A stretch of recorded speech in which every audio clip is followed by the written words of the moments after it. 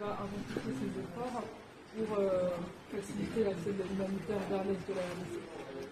Tout d'abord, avant d'en venir à votre question, nous remercions la France et le président Macron pour avoir convoqué cette réunion sur la question humanitaire, qui est une question importante. Et concernant l'aéroport de Goma, il vous souviendra que l'aéroport de Goma est aux mains des autorités de fait, qui sont la FCM 23.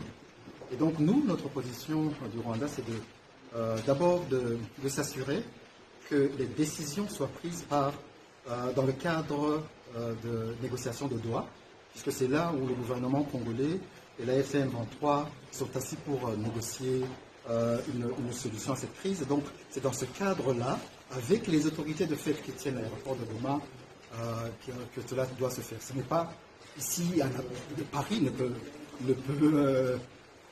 réouvrir un aéroport, puisque les premiers concernés ne sont pas là. Ça, c'est la première chose. Et la deuxième chose, on parle de la situation humanitaire. Mais la situation humanitaire dépend d'une situation sécuritaire. Et quelle est la situation sécuritaire?